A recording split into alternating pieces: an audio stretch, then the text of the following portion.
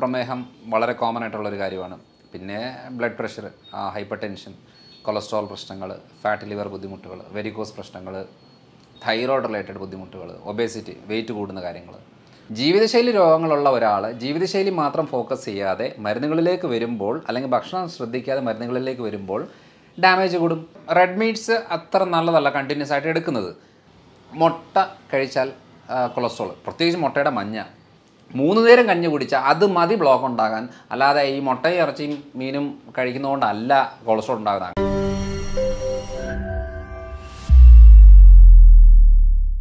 ഇപ്പോൾ life style disease ഏറ്റവും common ആയിട്ട് നമ്മുടെ എല്ലാ സ്ഥലങ്ങളിലും ഉണ്ട്, എന്നാലും കേരളത്തിൽ കുറച്ച് കൂടുതലാണ്. കാരണം എന്ന് വെച്ചാൽ ലൈഫ് സ്റ്റൈൽ ഡിസീസ് എന്ന് പറയുമ്പോൾ നമ്മുടേത് ജീവിതശൈലിയായിട്ട് ബന്ധപ്പെട്ട പ്രശ്നങ്ങൾ. അതിൽ പ്രമേഹം വളരെ കോമൺ ആയിട്ടുള്ളൊരു കാര്യമാണ്. പിന്നെ blood pressure, hyper tension, cholesterol പ്രശ്നങ്ങൾ, ഫാറ്റ് ലിവർ ബുദ്ധിമുട്ടുകൾ, വെരിക്കോസ് പ്രശ്നങ്ങൾ, തൈറോയ്ഡ് റിലേറ്റഡ് ബുദ്ധിമുട്ടുകൾ, ഒബേസിറ്റി, വെയിറ്റ് കൂടുന്ന കാര്യങ്ങൾ. അപ്പോൾ ലിസ്റ്റ് എടുത്ത് നോക്കുമ്പോഴത്തേനും കുറേ പ്രശ്നങ്ങൾ നമ്മൾ ജീവിതശൈലി രോഗങ്ങളുമായിട്ട് ബന്ധപ്പെട്ട് നമ്മുടെ നാട്ടിൽ, പ്രത്യേകിച്ച് കേരളത്തിൽ വളരെ കോമണാണ്. അപ്പോൾ അങ്ങനെ വരുമ്പം എന്തുകൊണ്ടാണ് ഇത്രയും കാര്യങ്ങൾ കോമണാന്ന് സ്റ്റഡി ചെയ്ത് പോയപ്പോഴാണ് അതിൻ്റെ കാര്യങ്ങൾ എന്താണെന്ന് മനസ്സിലായത്. ഇന്ത്യയിൽ ഏറ്റവും കൂടുതൽ മരുന്ന് കഴിക്കുന്ന ഒരു സ്ഥലമാണ് കേരളം. കാരണം നമ്മുടെ മനോരമയുടെ ആ സർവേയിൽ തന്നെ പലർക്കും അറിയാം, ഒരു വ്യക്തി എന്ന് വെച്ചാൽ ഒരു സ്റ്റേറ്റിൽ 100-150 രൂപയാണ് ഒരു മാസം, അല്ലെങ്കിൽ ഒരു മാസം മരുന്നിന് വേണ്ടി ചിലവാക്കുന്ന സ്ഥലത്ത് കേരളത്തിൽ 2500 ചില്ലറ രൂപയാണ് ഒരാൾ ഒരു മാസം മരുന്നിന് വേണ്ടി ചിലവാക്കുന്നത്. അപ്പോൾ ഈ സർവേയിൽ നമുക്ക് മനസ്സിലാകുന്ന ഒരു കാര്യം എന്താണെന്ന് വെച്ചാൽ ഏറ്റവും കൂടുതൽ ആളുകൾ കോൺഷ്യസ് ആണ്, ഹെൽത്ത് കോൺഷ്യസ് ആണ് കേരളത്തിൽ. പക്ഷേ ആ ട്രാക്ക് ഒന്ന് മാറിപ്പോയി, അത്രേ ഉള്ളൂ. കാരണം ജീവിതശൈലി രോഗങ്ങൾക്കും മരുന്ന് കഴിച്ചാൽ ശരിയാകും എന്നുള്ള ഒരു തെറ്റിദ്ധാരണ വരുമ്പോഴാണ് ഈ മരുന്നുകളുടെ എണ്ണം കൂടുന്നത്. കാരണം എന്താണ്, നമ്മളൊരു വെയിറ്റ് കൂടുന്നു, അല്ലെന്നുണ്ടെങ്കിൽ ശ്വാസം മുട്ടലുണ്ടാകുന്നു, കൊളസ്ട്രോൾ കൂടുന്നു, ഫാറ്റ് ലിവർ വരുന്നു, ഷുഗറിൽ ചെറിയ വേരിയേഷൻ വരുന്നു, യൂറിക് ആസിഡ് കൂടുന്നു എന്നൊക്കെ പറയുന്ന ചേഞ്ചസ് വരുമ്പോഴേ നമ്മൾ ആദ്യം ഫോക്കസ് ചെയ്യുന്നത് ചെറിയ അളവിൽ ഷുഗർ കൂടിയല്ലോ ഉടനെ ഒരു മരുന്ന് കഴിക്കാം എന്നുള്ളതാണ്. പക്ഷേ അത് ഫുഡിൽ മാറ്റം വരുത്തി എക്സസൈസ് കറക്റ്റായിട്ട് ചെയ്തിച്ച് കുറയ്ക്കുക എന്നുള്ള മെത്തഡിനെക്കാട്ടിലും എളുപ്പപ്പണിയായിട്ട് നമ്മൾ ഒരു മരുന്ന് കഴിച്ചാൽ റെഡിയാകും എന്നുള്ളത് വിശ്വസിക്കുമ്പോഴാണ് ഏറ്റവും കൂടുതൽ തെറ്റ് വരുന്നത്. അതാണ് കേരളത്തിൽ ഏറ്റവും കൂടുതൽ കണ്ടുവരുന്നൊരു കാര്യം എന്ന് വെച്ചാൽ നമ്മളെല്ലാവരും എളുപ്പപ്പണിയിലെ ആൾക്കാരാണ്. നമുക്ക് ഭക്ഷണം ശ്രദ്ധിക്കാനോ അല്ലെങ്കിൽ ലൈഫ് സ്റ്റൈൽ നോക്കാനോ ഒന്നും പറ്റത്തില്ല. പക്ഷേ ഒരു ഈസി ആയിട്ട് ഒരു ഗുളികയോ ഒരു കഷായമോ ഒരു മരുന്നോ സിറപ്പോ ഇഞ്ചക്ഷനോ എന്തെങ്കിലും ഉണ്ടെങ്കിൽ അത് ഞാൻ നോക്കിക്കോളാം, അല്ലാതെ എനിക്ക് വേറെ കാര്യങ്ങൾ പറ്റുന്നില്ല എന്ന് വരുന്നതാണ് നമ്മുടെ കേരളത്തിലെ ഏറ്റവും വലിയൊരു പ്രശ്നം. പക്ഷേ ഒരു പ്രത്യേകത എന്താണെന്ന് വെച്ചാൽ ഈ ചികിത്സയോ മരുന്നോ ആശുപത്രികളോ ഡോക്ടർമാരോ മാറി മാറി ചെയ്തെങ്കിലും ഈ പ്രശ്നങ്ങൾ മാറുന്നില്ല. ഓരോ ദിവസവും പുതിയ പുതിയ രോഗങ്ങൾ, പുതിയ പുതിയ പ്രശ്നങ്ങൾ വന്നുകൊണ്ടിരിക്കുകയാണ്. വളരെ സിമ്പിളായിട്ടുള്ള എക്സാമ്പിൾ ഞാൻ പറയാം. ഇപ്പോൾ പ്രമേഹമുള്ള ഒരാൾ നമുക്ക് ഒരു ഹോസ്പിറ്റലിൽ പോകുന്നു, അതിനുള്ള മരുന്ന് കൊടുക്കുന്നു. 2 മാസം കഴിയുമ്പോഴത്തേനും അവർക്ക് വേറെ ഒരു പ്രശ്നം, അതല്ലെങ്കിൽ ഷുഗർ കൺട്രോൾ നിൽക്കുന്നില്ല. അപ്പോൾ എന്തായി, ഒരു ഗുളികയുടെ കൂടെ വേറൊരു ഗുളികയും കൂടെ ആഡ് ചെയ്തിട്ടാണ് കൊടുക്കുന്നത്. അപ്പോൾ അങ്ങനെ പോകുന്ന സമയത്തും പറയുന്ന കാര്യം എന്താ, കുഴപ്പമില്ല, നിങ്ങളൊന്നും പേടിക്കേണ്ട, നമ്മളിത് ഈ ഒരു ഡോസോടെ കൂട്ടുക ശരിയാകും. ഇങ്ങനെ 3-4 മരുന്നുകൾ കഴിഞ്ഞാൽ ഇൻസുലിനിലേക്ക് കയറി വന്നു കഴിയുമ്പോൾ ഒരു നേരം മതി എന്ന് പറഞ്ഞ് തുടങ്ങിയിട്ട് 2-3 തവണ ഡോസുകൾ ഇങ്ങനെ കൂട്ടിക്കൂട്ടി പോകുമ്പോൾ ജീവിതശൈലി രോഗങ്ങളുള്ള ഒരാൾ ജീവിതശൈലി മാത്രം ഫോക്കസ് ചെയ്യാതെ മരുന്നുകളിലേക്ക് വരുമ്പോൾ, അല്ലെങ്കിൽ ഭക്ഷണം ശ്രദ്ധിക്കാതെ മരുന്നുകളിലേക്ക് വരുമ്പോൾ ഡാമേജ് കൂടും. ശ്രദ്ധിച്ചിട്ടുണ്ടോ? ഷുഗറുള്ള ആളുകൾക്ക് ഷുഗർ കൺട്രോളായിരിക്കും, കാരണം എന്താ, മരുന്നെടുക്കുന്നു. പക്ഷേ കാലിന് പുകച്ചിൽ, മരവിപ്പ്, മസിൽ കയറ്റ പ്രശ്നങ്ങൾ, കാഴ്ച മങ്ങി വരുന്ന ബുദ്ധിമുട്ടുകൾ, ചില ആളുകളുടെ ഷോൾഡർ സ്റ്റിഫായിരിക്കും. ചിലപ്പം എന്തെങ്കിലും ജോലി ചെയ്യുന്നതിൻ്റെ ഭാഗമായിട്ട് ഭയങ്കരമായിട്ടും വേദന തുടങ്ങും, കൈ പൊങ്ങാൻ പറ്റാത്തൊരവസ്ഥ വരും. ഭൂരിഭാഗം ആളുകളിലും സംഭവിക്കുന്ന പുരുഷന്മാരിൽ ഉദ്ധാരണക്കുറവുണ്ടാകും. അപ്പം നമ്മൾ ഈ പറയുന്ന കാര്യങ്ങളെല്ലാം ബ്ലോക്കുകളാണ്. അതായത് ശരീരത്തിലെ രക്തക്കുഴലുകൾക്കെല്ലാം ബ്ലോക്കാണ്. പക്ഷേ ഇപ്പോൾ അവകാശപ്പെടും എൻ്റെ ഷുഗർ കൺട്രോളാണ്. അപ്പോൾ ഇങ്ങനത്തെ ഒരു ജീവിതശൈലിയായിട്ട് ബന്ധപ്പെട്ട് വരുമ്പോൾ മരുന്ന് കഴിക്കുന്നതിൻ്റെ കൂടെ പല കാര്യങ്ങളല്ലാത്തതുകൊണ്ട് അതിനെക്കുറിച്ചുള്ള ഒരു അവയർനെസ്സാണ് നമ്മുടെ നാടിന് ഏറ്റവും കൂടുതൽ ആവശ്യം. അതാണ് ഞാൻ ഏറ്റവും കൂടുതലായിട്ട് ചെയ്തുകൊണ്ടിരിക്കുന്നത്. അപ്പം കേരളത്തിലെ ഒരു ലൈഫ് സ്റ്റൈൽ ഡിസീസുമായിട്ട് ബന്ധപ്പെട്ട് നോക്കുമ്പോൾ ട്രാക്ക് ഒന്ന് മാറ്റിപ്പിടിക്കാനുള്ള സമയമായി എന്നുള്ളതാണ്. അല്ലാതെ ലൈഫ് സ്റ്റൈൽ ഡിസീസിന് മരുന്ന് കഴിച്ചാൽ ലെവലാകും എന്നുള്ളൊരു തെറ്റിദ്ധാരണ, അത് തെറ്റിദ്ധാരണ തന്നെയാണ്. കാരണം മരുന്ന് മാത്രം പോരാ, മരുന്ന് വേണം, പക്ഷെ മരുന്ന് മാത്രം പോരാ, അതല്ലാതെ വേറെ കുറേ കാര്യങ്ങളും ചെയ്യേണ്ടി വരും. ഡോക്ടർ പറഞ്ഞ ആ ഒരു ട്രാക്ക് മാറ്റി പിടിക്കണം എന്നുള്ളത് എപ്പോഴോ ചിന്തിക്കേണ്ടടുത്ത് എത്തിയിട്ടുണ്ട്. ഷുഗറിൻ്റെ കേസിൽ പലപ്പോഴായിട്ടും പല ആളുകളും മെഡിസിൻസ് എടുക്കുന്നത്, പക്ഷേ ഒരു റിസൾട്ട് മാറ്റം എന്ന് പറഞ്ഞിട്ട് സാറ് പറഞ്ഞതുപോലെ തന്നെ ഇൻസുലിനിലേക്ക് എത്തുക, അത് ഒരു നേരത്തു നിന്ന് 2 നേരത്തിലേക്ക് എത്തുക എന്ന രൂപത്തിലേക്ക് പോകുന്നുള്ളൂ. പക്ഷേ നമുക്ക് ലൈഫ് സ്റ്റൈൽ ഡിസീസ് ആകുമ്പം അത് ലൈഫ് സ്റ്റൈൽ ചേഞ്ച് ചെയ്താൽ എന്താണ് മാറ്റം ഉണ്ടാവും എന്നുള്ളത് ഉറപ്പുള്ള കാര്യങ്ങൾ തന്നെയാണ്. അതിൽ ഒന്നാമത്തെ കാര്യം എന്ന് പറയുന്നത്, നമ്മളിപ്പോൾ ഇൻസുലിൻ എടുക്കുന്നു, ഒരു നേരം ഇൻസുലിൻ എടുക്കുന്നു, അത് 2 നേരമാക്കി 3 നേരമാക്കി പോകുന്ന സമയത്തിൽ പലപ്പോഴും ഇൻസുലിൻ ഡോസ് എന്തിനാണ് കൂട്ടുന്നത്? ആ ഡോസ് എടുത്തിട്ടും ഷുഗർ കൺട്രോൾ നിൽക്കാതെ വരുമ്പോഴാണ് ഡോസ് കൂട്ടുന്നത്. അപ്പോൾ നമുക്ക് ഡോസ് കൂട്ടാതെ എങ്ങനെ നോക്കാം? അപ്പോൾ നമുക്ക് ആ മെക്കാനിസം മനസ്സിലാവുമ്പം നമുക്കൊരു ഐഡിയ കിട്ടും. അതായത് ഫുഡ് കൺട്രോൾ ചെയ്യുന്നുണ്ട്, മരുന്ന് കഴിക്കുന്നുണ്ട്, എന്നിട്ട് ഷുഗർ കൂടുന്ന ആളുകളെന്ന് പറയുമ്പോൾ അവർ മെയിനായിട്ട് ഫോക്കസ് ചെയ്യേണ്ടത് മസിൽസിൻ്റെ കോൺട്രാക്ഷനും റിലാക്സേഷനും കറക്റ്റായിട്ട് മസിൽ ഗ്രോത്ത് കൂട്ടുക എന്നുള്ളതാണ് അതിനകത്ത് മെയിനായിട്ടുള്ള കാര്യം. ഈ അവയർനെസ് ഇല്ലെങ്കിൽ ഷുഗർ കുറയില്ല. അതായത് ഞാൻ നമ്മുടെ വയനാട്ടിലൊരു ഡോക്ടർ ആരാണെന്നറിയില്ല, ഒരു ഡയബറ്റോളജിസ്റ്റാണ്, ഈ ജിലേബിയോ മധുരമോ എന്തെങ്കിലും കൊടുത്തിട്ട് ഷുഗർ കുറയ്ക്കുന്നത് ഞാൻ കേട്ടിട്ടുണ്ട്. സത്യം പറഞ്ഞാൽ ഒത്തിരിയേറെ ആളുകൾ, ഡോക്ടേഴ്സ് തന്നെ അതിനെ എതിരായിട്ട് സംസാരിച്ചിട്ടുണ്ട്. പക്ഷേ അത് ശരിയാണ്. അതിനൊരു സയൻസ് എന്താണെന്ന് വെച്ചാൽ, ആ ഡോക്ടർ മെയിനായിട്ട് ഫോക്കസ് ചെയ്യുന്നത് എക്സസൈസ് മെത്തഡുകളാണ്. ഒരു 20-21 സ്റ്റെപ്പുകളുണ്ട്. ആ സ്റ്റെപ്പുകളാണ് ഏറ്റവും കൂടുതൽ ആവശ്യമുള്ളത്. അതിപ്പോൾ അതേ രീതി ചെയ്യണമെന്നില്ല. നമ്മൾ മസിൽസിന് നല്ല രീതിയിലുള്ള മൂവ്മെൻറ്റ് കൊടുത്തു കഴിയുമ്പോഴത്തേനും ഈ ഇൻസുലിനൊന്നും ആവശ്യമില്ല. ഇത്രയും പ്രോസസ്സ് കഴിഞ്ഞിട്ട് വേണം സെൽസിലേക്ക് കയറണം എന്നുണ്ടെങ്കിൽ അത്രയും പ്രോസസ്സ് കഴിയണം. മസിൽസിന് മൂവ്മെൻറ്റ് നല്ല അളവ് കൊടുത്തു കഴിഞ്ഞാൽ ഈ പെട്ടെന്ന് മസിൽസ് ഈ ഗ്ലൂക്കോസിനെ വലിച്ചെടുക്കും. അപ്പം പെട്ടെന്ന് ഷുഗർ ലെവൽ കുറയും. അപ്പം നമ്മളോട് നേരായിട്ട് മരുന്നും ഇൻസുലിനും എടുക്കുന്ന സമയത്ത് നേരായിട്ട് പറഞ്ഞു തരേണ്ട കാര്യം, ഈ മസിൽസ് ഗ്രോത്ത് കൂടണം, എന്നെങ്കിൽ മാത്രമേ ഷുഗർ കുറയത്തുള്ളൂ. പക്ഷെ നമ്മൾ ശ്രദ്ധിച്ചിട്ടുണ്ടോ, പ്രമേഹ രോഗികളുടെ എപ്പോഴും കൈയും കാലും ശോഷിച്ച് വരും. ഇൻസുലിൻ എടുക്കുന്ന ആളുകളുടേത് വണ്ണം കൂടി വരും. അപ്പോൾ ഇൻസുലിൻ എടുക്കുമ്പോൾ ഫാറ്റ് ഡെപ്പോസിഷൻ കൂടും. എന്ന് വെച്ചാൽ എവിടെയാണ്? വയറിൻ്റെ ഭാഗത്ത്. കൈയും കാലമൊക്കെ ശോഷിക്കും. അപ്പോൾ നമ്മൾ ഈ മെറ്റ്ഫോമിനോ അങ്ങനത്തെ എന്തെങ്കിലും ഗുളിക എടുക്കുന്ന സമയത്ത് ഫാറ്റ് ലോസ് ആകും, മസിൽ ലോസ് ആകും. അപ്പോൾ അങ്ങനെ വരുമ്പോൾ എന്നാന്ന് പറഞ്ഞാൽ വെയിറ്റ് കുറയും. ഇൻസുലിൻ എടുക്കുമ്പോഴത്തേന് വെയിറ്റ് കൂടും. അപ്പോൾ എങ്ങനെയാണ്? ശരീരപ്രകൃതം നോക്കുമ്പോൾ കൈയും കാലും നെഞ്ചും ശോഷിച്ചിരിക്കും, വയറ് മാത്രം വലുതായിട്ടിരിക്കും. കാരണം ഏറ്റവും കൂടുതൽ ഇൻസുലിൻ എടുക്കുന്ന വയറിൻ്റെ ഭാഗത്താണ്. അപ്പോൾ ഇവിടെ സൊല്യൂഷൻ എന്താ ചെയ്യേണ്ടത്? നമ്മൾ മെഡിസിനോ കാര്യങ്ങൾ എടുക്കുമ്പോൾ മസിൽ ബിൽഡപ്പ് ചെയ്യാനുള്ള കാര്യങ്ങൾ, അത് ഡംബിൾസ് യൂസ് ചെയ്യുവോ, പുഷപ്സ് ചെയ്യുവോ, പുല്ലപ്സ് ചെയ്യുവോ, ഏതെങ്കിലും രീതിയിലുള്ള മസിൽ ടയേർഡ് ആകുന്ന രീതി ചെയ്താൽ ഷുഗറും കൺട്രോൾ ആവും, മസിലും ഗ്രോത്ത് ആവും. അപ്പോൾ ഓട്ടോമാറ്റിക്കായിട്ട് ഷുഗർ കുറയും. സിമ്പിൾ കാര്യമാണ്, വളരെ സിമ്പിളായിട്ടുള്ള കാര്യമാണ്. അപ്പോൾ ഈ ഒരു ഐഡിയ നമുക്ക് കിട്ടിയെങ്കിൽ മാത്രമേ, ചിലവരല്ലേ ഫാസ്റ്റിംഗ് ഷുഗർ എൻ്റെ കൂടുതലാണ്, ഫുഡ് കഴിച്ചാൽ കുറവാണ്. അതിൻ്റെ അർത്ഥം എന്താ? മസിൽ ഗ്രോത്ത് ഇല്ല. അപ്പം മസിൽ സ്ട്രെങ്തനിങ് ആയാൽ ഫാസ്റ്റിംഗ് ഷുഗർ കുറയും. ഇതാണ് അതിൻ്റെ ബേസിക് ട്രിക്കാണ്. അതൊരു വളരെ സിമ്പിളായിട്ട് ചെയ്യാൻ പറ്റിയ കാര്യങ്ങൾ ഇതൊക്കെയാണ്. ഈ രൂപത്തിൽ നമുക്ക് ശ്രദ്ധിച്ചു കഴിഞ്ഞാൽ ഷുഗർ മാനേജ് ചെയ്ത് കൊണ്ടുവരാൻ പറ്റുന്നുള്ളത്. അപ്പോൾ ഭക്ഷണ രീതിയിൽ എന്തെങ്കിലും ഇതിലുള്ള കാര്യങ്ങൾ ശ്രദ്ധിക്കേണ്ടത്? ഭക്ഷണ രീതിയിൽ വളരെ ഇമ്പോർട്ടൻ്റ് ആയിട്ട് ശ്രദ്ധിക്കേണ്ട ഒരു കാര്യം, നമ്മുടെ ഒരു കാഴ്ചപ്പാടിൽ പൊറോട്ടയും ബീഫും കപ്പയും മീനും കൂന കൂട്ടി ചോറ് കഴിക്കുന്നതുമാണല്ലോ നമ്മുടെ ഒരു ട്രെൻഡ്. ഇപ്പം ഞാൻ ഇപ്പം കോഴിക്കോടും കണ്ണൂരും കോട്ടക്കലൊക്കെ കൺസൾട്ടേഷൻ്റെ ഭാഗമായിട്ട് വരുന്ന സമയത്ത് പലപ്പോഴും ഹോട്ടലിൽ നിൽക്കാറുണ്ട്, ഭക്ഷണം കഴിക്കാറുണ്ട്, പല വീടുകളിൽ പോകാറുണ്ട്. ഇപ്പോൾ ഇവിടെ എല്ലാം കാണുന്ന ഒരു കോമൺ കാര്യം എന്ന് പറയുന്നത് കൂടുതൽ അളവാണ്. കാരണം വയറ് നിറയണം. പിന്നെ ഏറ്റവും കൂടുതൽ ഈ മലബാർ ഏരിയയിലൊരു പ്രത്യേകത എന്ന് വെച്ചാൽ കഴിപ്പിച്ചിട്ടാണ് സന്തോഷം പ്രകടിപ്പിക്കുന്നത്. എന്ന് വെച്ചാൽ വയറ് നിറയെ കഴിപ്പിക്കുക. അപ്പോൾ നമ്മൾ പോയിട്ട് കുറച്ച് കഴിക്കുമ്പോഴത്തേനും പറയും, ഒന്നും കഴിക്കുന്നതിന് ഒന്നും ഇഷ്ടമായില്ലേ എന്നുള്ള രീതിയാണ്. അപ്പോൾ ഇത് മലബാർ ഏരിയ മാത്രമല്ല, നമ്മുടെ നാട്ടിലൊരു കോമൺ ഒരു കൾച്ചർ എന്നാന്ന് വെച്ചാൽ ചോറ് കഴിച്ചെങ്കിൽ മാത്രമേ ഒരു ആരോഗ്യമുള്ളൂ എന്നുള്ളത്. എന്തിനാണ് ഈ അമേരിക്കയിലുള്ള ആൾക്കാരോട് നമ്മൾ പറയുകയാണ്, അതേ ബീഫും പൊറോട്ടയും കഴിച്ചിട്ടുണ്ടോ, സൂപ്പർ സാധനമാണ് എന്നൊക്കെ പറഞ്ഞു കഴിഞ്ഞാൽ അവർക്ക് എന്തെങ്കിലും വികാരമുണ്ടോ? ഒരു വികാരമില്ല. കപ്പയും മീനും നമുക്കാണെന്നുണ്ടെങ്കിൽ ഭയങ്കര എന്താ പറയുക, ഭയങ്കര ഒരു വികാരമാണ് കപ്പയും മീനും വരുമ്പോൾ. എന്തുകൊണ്ടാണ് യൂറോപ്യൻസിന് ഈ കപ്പയും മീനും പറയുമ്പോൾ ഒരു താല്പര്യമില്ലാത്തത്? കാരണം എന്ന് വെച്ചാൽ നമ്മൾ പഠിച്ച് വളർന്ന് നമ്മുടെ നാട്ടുകാർ വീട്ടുകാർ എല്ലാം ഈ ഒരു കൾച്ചറിലേക്ക് വരുന്നത് കൊണ്ട് നമുക്കിത് വലിയ കാര്യമാണ്. അപ്പോൾ ആ ഒരു വലിയ കാര്യമായുള്ള സംഭവം നമ്മൾ പറയുകയാണെങ്കിൽ നമ്മുടെ ഒരു സ്ഥലത്ത് നിന്നുകൊണ്ട് നമ്മൾ പറയുകയാണെങ്കിൽ ഇതാണ് ഏറ്റവും നല്ല ഫുഡെന്ന് പറയുമ്പം, അപ്പം നമ്മളൊരു അത് അടപ്പിച്ചെടുത്താൽ പ്രശ്നമാണ്. മുഴകളുണ്ടാകും, ഫാറ്റ് ലിവർ ഉണ്ടാകും, തൈറോയ്ഡ് തുടങ്ങും, പ്രമേഹം തുടങ്ങും, ബ്ലോക്ക് ഉണ്ടാകും, വെയിറ്റ് കൂടും എന്നൊക്കെ പറയുമ്പം അത് ഉൾക്കൊള്ളാൻ നമുക്ക് ഭയങ്കര ബുദ്ധിമുട്ടാണ്. കാരണം നമുക്ക് ഇഷ്ടമുള്ള സാധനം അത്. അപ്പോൾ അങ്ങനെ ഒരു ഭക്ഷണത്തിലേക്ക് നമ്മൾ ഡൈവേർട്ട് ചെയ്തെങ്കിൽ മാത്രമേ കാര്യമുള്ളൂ. ഇപ്പം ഒരു ഭക്ഷണം നമ്മൾ കഴിക്കുമ്പോൾ രാവിലെ നമുക്ക് ഇഡ്ഡലി ദോശ പുട്ട് ആണല്ലോ കോമൺ ആയിട്ട് നമ്മുടെ ഡയറ്റിലൊക്കെ വരുന്നത്.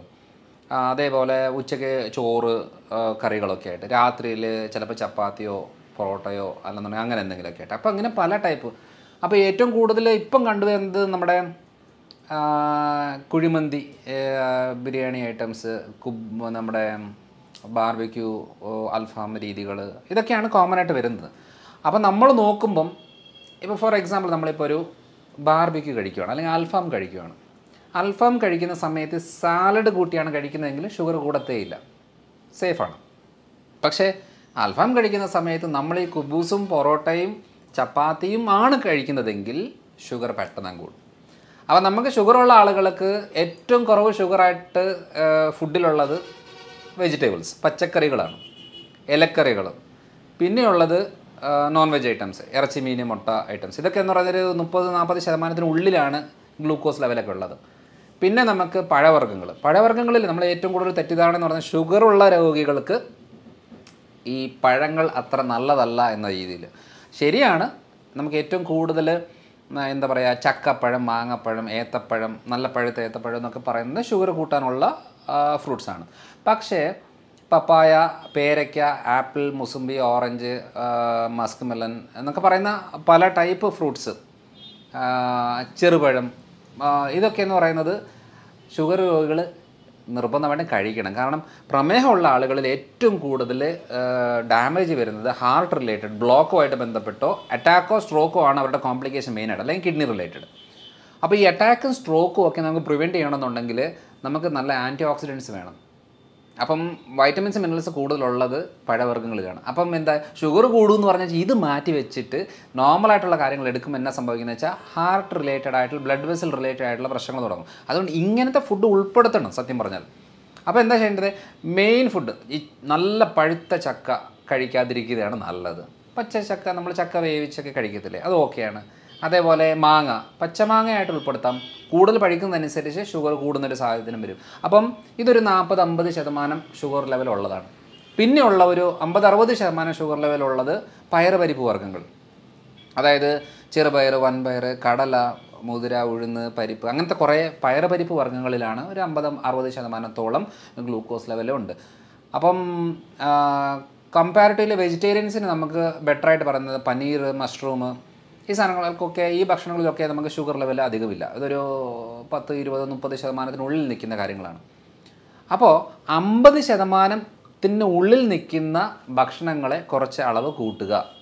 ഇനി 50% കൂടുതലുള്ള ഭക്ഷണങ്ങളുണ്ട്. ഇപ്പോൾ ഓട്സ് ഒരു 60, 65, 70 ആ റേഞ്ചിലാണ് ഓട്സിനകത്ത് ഗ്ലൂക്കോസ് ലെവൽ വരുന്നത്. ഒരു 70-75 വരെ മില്ലറ്റ്സ്, നമ്മുടെ റാഗി, തിന, ചാമ എന്നൊക്കെ പറയുന്ന ഇതിലെല്ലാം വരും. പിന്നെ ഒരു 75-80 ഉള്ളിലാണ് അരി, ഗോതമ്പൊക്കെ വരുന്നത്. കാരണം പലപ്പോഴും പറയാറുണ്ട് ഈ ഷുഗർ ആയതുകൊണ്ട് ഞാൻ ചോറ് മാറ്റി ചപ്പാത്തി ആക്കി എന്ന് പറയാറുണ്ട്. എൻ്റെ അർത്ഥം അതിന് പ്രത്യേകിച്ച് വലിയ മെച്ചമൊന്നുമില്ല. 3 ചപ്പാത്തി കഴിക്കുന്നതും 2 തവി ചോറ് കഴിക്കുന്നതൊക്കെ ഏകദേശം സെയിമാണ്. കാരണം ഇതിൻ്റെ കണ്ടൻറ്റ് ഏകദേശം സെയിം ഒക്കെ തന്നെയാണ്. ഒരു ചപ്പാത്തിയിൽ ഒതുക്കുമായിരുന്നെങ്കിൽ ശരിയായിരുന്നു നമ്മൾ പറയാം. അത് പിന്നെ ചോറ് കുറച്ചാലും ഓക്കെയാണ്, ചപ്പാത്തി തന്നെ കഴിക്കണം നിർബന്ധമില്ല. അപ്പോൾ ഈ ഒരു അളവിലാണ്. പിന്നെ ഒരു 80% ഉള്ളത് ഈ കിഴങ്ങ് വർഗ്ഗങ്ങളിലാണ്. ഈ പ്രത്യേകിച്ചും ഈ കപ്പ, നമ്മുടെ കോട്ടയം പാല ഭാഗത്തൊക്കെ കപ്പ എന്ന് പറയുന്നത്. അപ്പോൾ ഈ ടപ്പിയോക്ക കപ്പ എന്ന് പറയുന്നത് ഹൈ ഷുഗർ കണ്ടൻറ്റാണ്. പിന്നെ ചേമ്പ്, ചേന, കാച്ചിൽ എന്നൊക്കെ പറയുന്നത് കപ്പയുടെ അത്രയില്ല, പക്ഷേ കമ്പാരിറ്റീവ് ബെറ്ററാണ്. പക്ഷേ കിഴങ്ങ് വർഗ്ഗങ്ങളിൽ ഏറ്റവും നല്ല ഒരു ഭക്ഷണം എന്ന് പറയുന്നത്, നമ്മൾ ഏറ്റവും കൂടുതൽ പ്രൊമോട്ട് ചെയ്യുന്നൊരു കാര്യം എന്ന് പറയുന്നത് മധുരക്കിഴങ്ങാണ്. മധുരക്കിഴങ്ങ് നമ്മുടെ ഈ പറയുന്ന കഴിക്കുമ്പോൾ ചെറിയൊരു മധുരം തോന്നുമെന്നുണ്ടെങ്കിലും ഈ കപ്പയുടെ അത്രയും ഡേഞ്ചർ അല്ല. അപ്പം അത് ഷുഗർ ഉള്ളവർക്കും കുറച്ച് അളവിൽ കഴിക്കുന്നതുകൊണ്ട് യാതൊരു കുഴപ്പവും ഇല്ല. അപ്പോൾ ഈ ഒരു അളവിൽ നമ്മളിപ്പോൾ നോക്കുമ്പോൾ അളവ് കൂട്ടുകയും കുറയ്ക്കാനായിട്ട് നമ്മൾ അറിഞ്ഞെങ്കിൽ മാത്രമേ ഈ കാര്യം നടക്കത്തുള്ളൂ. അപ്പോൾ ആ ഒരു രീതി വന്നെങ്കിൽ നമുക്ക് കുറച്ചുകൂടെ സ്പീഡപ്പായിട്ട് കാര്യങ്ങൾ, അതായത് 50% താഴോട്ടുള്ള ഗ്ലൂക്കോസ് ലെവലുള്ള ഭക്ഷണത്തിനെ കുറച്ച് അളവ് കൂട്ടിയിട്ട് 50% മുകളിലോട്ടുള്ള ഗ്ലൂക്കോസ് ലെവൽ അളവിന് കുറച്ച് കഴിഞ്ഞാൽ ഈസി ആയിട്ട് ഷുഗർ കൺട്രോൾ ചെയ്യാം. ഇതാണ് മെയിനായിട്ടുള്ളത് ഫുഡിനകത്ത്. നമ്മളെ നാട്ടിലുള്ള ജനങ്ങളുടെ ഒരു പൊതുവിലെ കാഴ്ചപ്പാട് എന്ന് പറഞ്ഞാൽ അരിഭക്ഷണമാണല്ലോ, രാവിലെ ആയാലും ഉച്ചയായാലും രാത്രി ആയാലും. അപ്പം അത് കുറയ്ക്കുന്നേരം നമ്മൾ ഈ പറഞ്ഞ ബാക്കി ഐറ്റംസ് കൂട്ടിയെടുക്കുകയാണ് ചെയ്യേണ്ടത്. അപ്പോൾ എനർജി ലെവലിൽ അവർക്ക് ബാധിക്കില്ല എന്നുള്ള പൊതുവിലൊരു കാഴ്ചപ്പാട്. അരിഭക്ഷണം കുറച്ചാൽ ക്ഷീണിച്ച് പോവും, കുഴങ്ങിപ്പോവും, കിടന്നു പോകുമെന്ന് പറയുന്നൊരു കാഴ്ചപ്പാടുണ്ട്. ഇപ്പം ഞാനൊരു കഴിഞ്ഞ ഒരു 6 മാസമായിട്ട് അരിഭക്ഷണം അങ്ങനെ അധികം കഴിക്കാറില്ല. ഞാൻ ചോറ് കഴിച്ചിട്ടേ ഇല്ല ഒരു 6 മാസമായിട്ട്. അപ്പം അതൊരു തെറ്റിദ്ധാരണയാണ്. ഞാൻ എൻ്റെ ശരീരത്തിൽ ഒരു അപ്ലൈ ചെയ്ത ഒരു മെത്തഡാണിത്. അല്ല, സാർ ഇത്രയായിട്ട് കഴിച്ചിട്ടില്ല എന്നുള്ളത് തന്നെ വലിയ അത്ഭുതമാണ്. കാരണം സാറുടെ ആ ഒരു ബോഡി ഇത് വെച്ച് നോക്കുന്ന നേരം ഭയങ്കര എനർജറ്റിക് ആണ്. ആ എനർജിയാണ് ഞാനിപ്പോൾ പറയാൻ വന്നത്. കാരണം എന്താണെന്ന് വെച്ചാൽ ഞാനൊരു 2 ദോശ കഴിച്ച് കൺസൾട്ടേഷൻ ഇരുന്ന് കഴിഞ്ഞാൽ 11 മണിയാകുമ്പോഴത്തേന് എനിക്ക് വിശപ്പ് തുടങ്ങും. കാരണം എന്ന് വെച്ചാൽ കഴിച്ചു, വയറ് നിറഞ്ഞു, പക്ഷേ 2-2.5 മണിക്കൂർ കൊണ്ട് എനിക്ക് വിശക്കും. അപ്പോൾ വിശന്ന് കഴിഞ്ഞാൽ പിന്നെ എന്തെങ്കിലും കഴിക്കണം, അല്ലാതെ പറ്റത്തില്ല. പക്ഷേ രാവിലെ ഞാനൊരു അര ഏത്തപ്പഴം, ഒരു 2 മുട്ട പുഴുങ്ങിയത്, കുറച്ച് നട്ട്സ്, ഇതാണ് ഞാൻ എൻ്റെ പൊതുവെ രാവിലത്തെ ബ്രേക്ക്ഫാസ്റ്റായിട്ട് ഞാൻ കഴിക്കുന്നത്. ഇത് കഴിച്ചു കഴിഞ്ഞാൽ എനിക്കൊരു 1 മണി 1:30 2 ആയാലും എനിക്ക് ആ എനർജി കിട്ടും. ഈ പറയുന്ന കാര്യങ്ങൾ ഞാൻ ഉച്ചയ്ക്കാണെന്നുണ്ടെങ്കിൽ മെയിനായിട്ടും ഫിഷാണ് മെയിനായിട്ട് കഴിക്കുന്നത്. ഒരു അയലയുടെ സൈസ് ഉണ്ടെങ്കിൽ ഒരു മീൻ, മത്തിയുടെ സൈസ് ചെറിയ സൈസ് ആണെങ്കിൽ 3-4 മീൻ, പിന്നെ അവിയൽ, തോരന്, ഉപ്പേരി, മെഴുക്കോട്ട് ഐറ്റംസ്, ഇതാണ് എൻ്റെ ഉച്ചക്കത്തെ ഫുഡ്. ഇത് കഴിച്ചേച്ച് ഞാൻ തിരിച്ചു പോയിട്ട് എന്തെങ്കിലും ഒരു മീറ്റിങ്ങിലോ ഫംഗ്ഷനിലോ കൺസൾട്ടേഷനിലോ ഇരുന്ന് കഴിഞ്ഞാൽ എനിക്ക് നല്ല എനർജിയാണ്. ചോറ് കഴിച്ചേച്ച് പോയി ഇരുന്ന് കഴിഞ്ഞാൽ എനിക്ക് തൂങ്ങും. അതായത് എനിക്ക് സംസാരിക്കാൻ വലിയ താല്പര്യം തോന്നത്തില്ല, ഒന്നിനോടൊരു ഉന്മേഷമില്ല.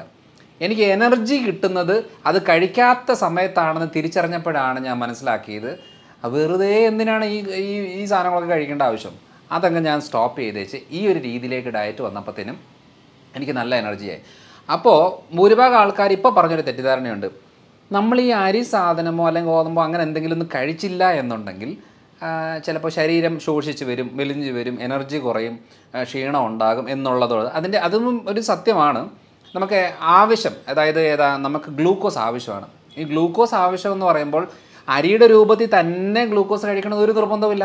ഇപ്പം ഞാൻ ഉച്ചയ്ക്ക് ചിലപ്പോൾ ഈ വാഴയ്ക്ക ചെറുതായിട്ട് ഇതാക്കി തേങ്ങയൊക്കെ ഇട്ട് ഒരു അവിയൽ ഫോമിലാക്കി കഴിക്കും.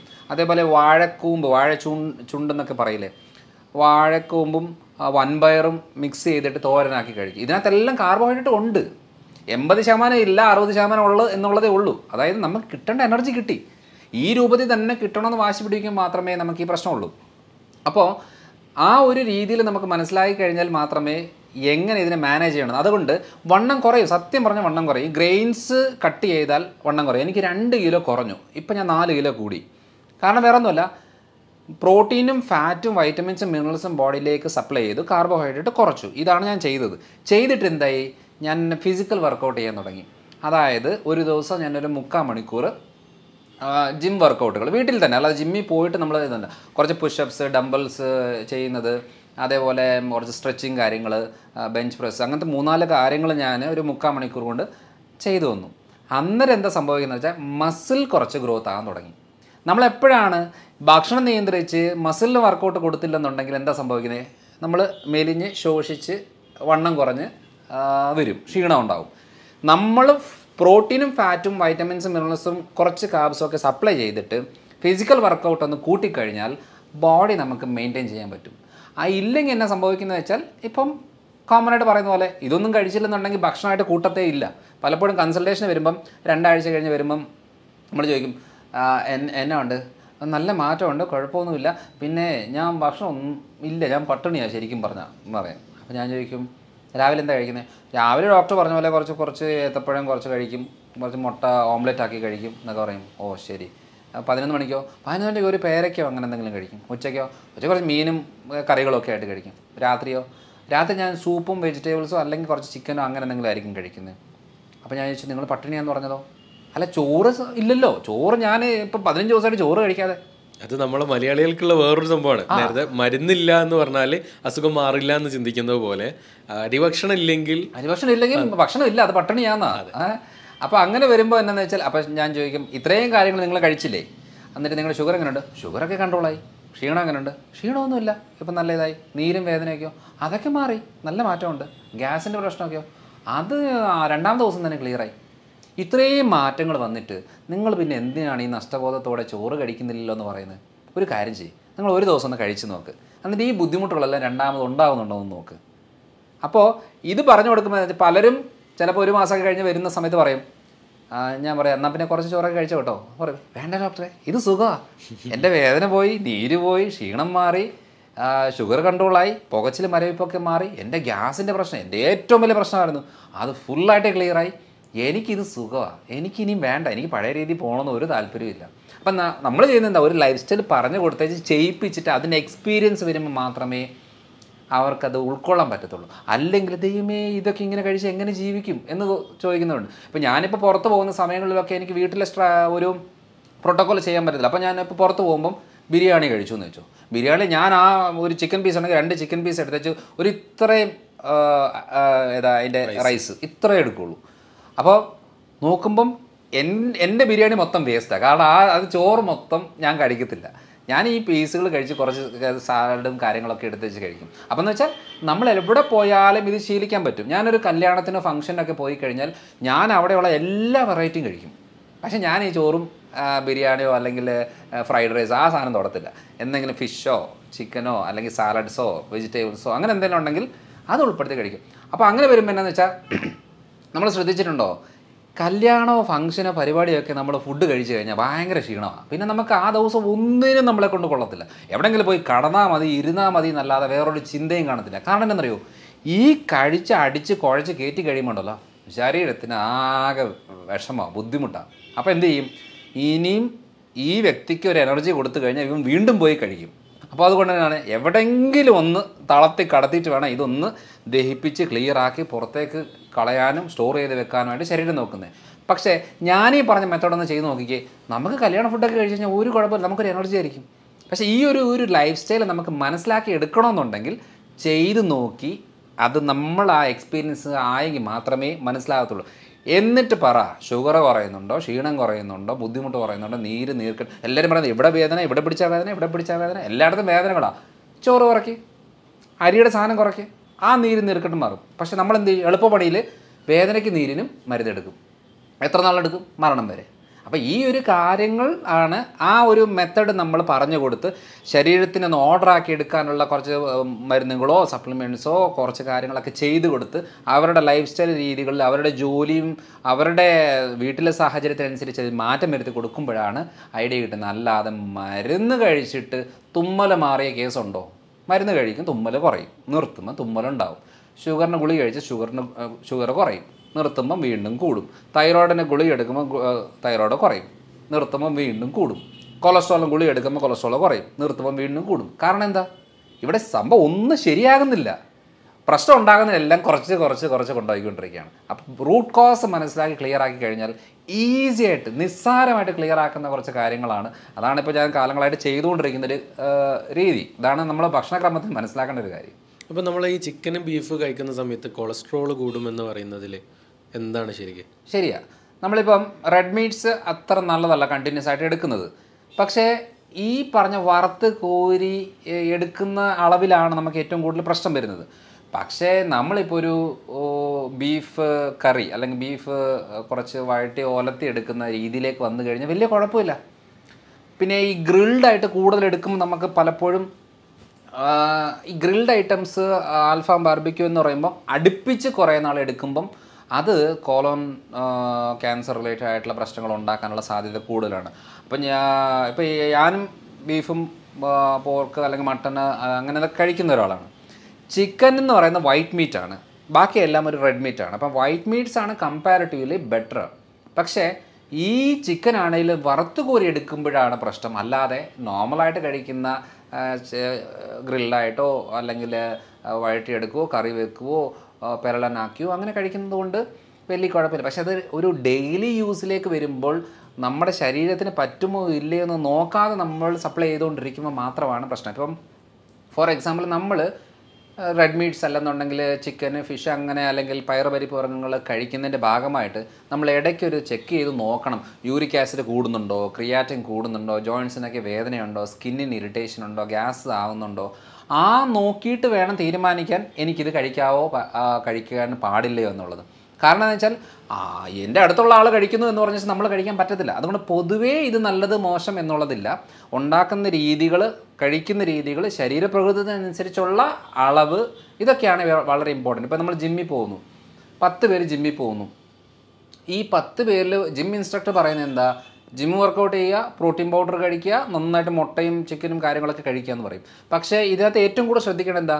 ഈ 10 പേരിൽ എല്ലാവരുടെയും മാതാപിതാക്കൾ, അതായത് പേരൻസിൻ്റെ അവരുടെ കിഡ്നി ഹെൽത്ത് ഓക്കെ ആണോ, ഡയബറ്റിക് ഉള്ളവരാണോ?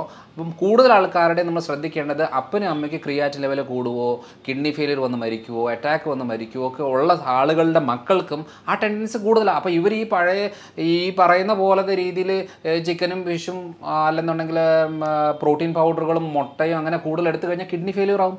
അപ്പോൾ ഇത് മനസ്സിലാക്കണമെന്നുണ്ടെങ്കിൽ നമ്മൾക്ക് പറ്റുമോ ഇല്ലയോ എന്നുള്ളതാണ് അറിയേണ്ടത്. അല്ലാതെ ഇപ്പം ഒരു സാധാരണ തെറ്റിദ്ധാരണ എന്നറിയോ, മുട്ട കഴിച്ചാൽ കൊളസ്ട്രോൾ, പ്രത്യേകിച്ച് മുട്ടയുടെ മഞ്ഞ, ഈ മഞ്ഞക്കറി കഴിക്കുമ്പോൾ കൊളസ്ട്രോൾ ഉണ്ടാകും എന്ന് പറയുന്നത്, ഇപ്പം ഞാൻ 10-11 കൊല്ലമായിട്ട് ഒരു ദിവസം മിനിമം 3-4 മുട്ട കഴിക്കും ഒരു ദിവസം. അപ്പോൾ എൻ്റെ വീട്ടിൽ ഏറ്റവും കൂടുതൽ ചിലവ് വരുന്ന ഒരു ആഹാരവസ്ഥയാണ് മുട്ട. കാരണം ഞാൻ ട്രേയിലാണ് കൊണ്ടുവരുന്നത്, 4-5 ട്രേ ആണ് ഒരാഴ്ചത്തേക്ക് കൊണ്ടുവരുന്നത്. കാരണം എൻ്റെ വീട്ടിൽ എല്ലാവരും മുട്ട കഴിക്കുന്നവരാണ്. എൻ്റെ വീട്ടിൽ അങ്ങനെ അരിക്ക് ഉപയോഗമില്ല അധികം, പക്ഷേ മുട്ട കൂടുതൽ കഴിക്കും. പക്ഷേ എൻ്റെ കൊളസ്ട്രോൾ 135-140 ആ റേഞ്ചിലേ ഉള്ളൂ. ഇതുവരെ അതിൻ്റെ മുകളിലോട്ടും പോയിട്ടില്ല.